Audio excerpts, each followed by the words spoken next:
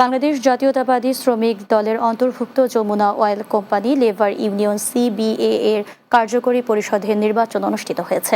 সকাল থেকে ভোট শুরু হয়ে চলে বিকেল 4টা পর্যন্ত। 251 জন ভোটার তাদের পছন্দের প্রার্থীকে ভোট দিতে পেরে আনন্দ প্রকাশ করেন। নির্বাচনে দুই প্যানেলে মোট 19 প্রার্থীর মধ্যে 17 জন বিনা প্রতিদ্বন্দ্বিতায় জয়ী হন। আবুল হোসেন ইয়াকুব পরিষদ ও শরাফতুল্লাহ মোর্শেদ পরিষদের মধ্যে সভাপতি ও সাধারণ সম্পাদক পদে নির্বাচন অনুষ্ঠিত হয়।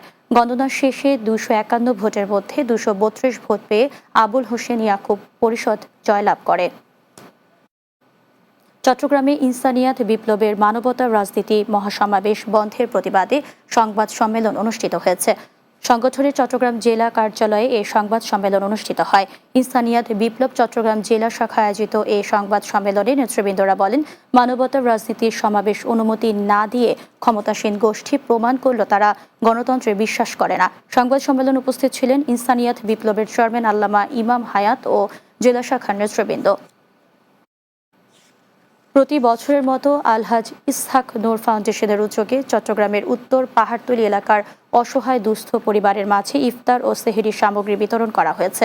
সকালে 8 ও 9 নম্বর ওয়ার্ড উত্তর পাহাড়তলী মহল্লাতে এ সামগ্রী বিতরণ করা হয়। চট্টগ্রাম নেসারিয়া আলিয়া মাদ্রাসার অবসরপ্রাপ্ত অধ্যক্ষ শরীফ মোহাম্মদ সুলাইমান আল হাসানির সভাপতিত্বে এতে অতিথি হিসেবে উপস্থিত ছিলেন চট্টগ্রাম মহানগর যুবদলের সাবেক যুগ্ম সাধারণ সম্পাদক ও ফাউন্ডেশনের প্রতিষ্ঠাতা SM জিয়াউল হুদা নূর মোহাম্মদ সহ অন্যান্যরা।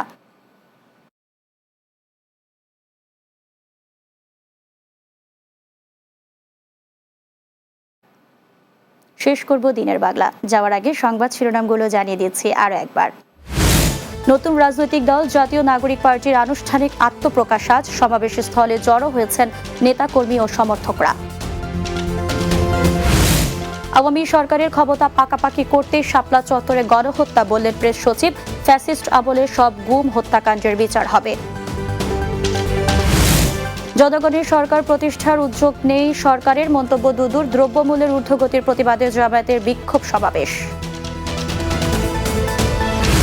এবং যশোরে বারান্দিপাড়া লিচুতলার ভৈরব নদের ব্রিজের মাটি ধসে যাওয়ায় চলাচল ঝুঁকিপূর্ণ হয়ে পড়েছে। ঘটছে দুর্ঘটনা, কার্যকর পদক্ষেপ নেই কর্তৃপক্ষের।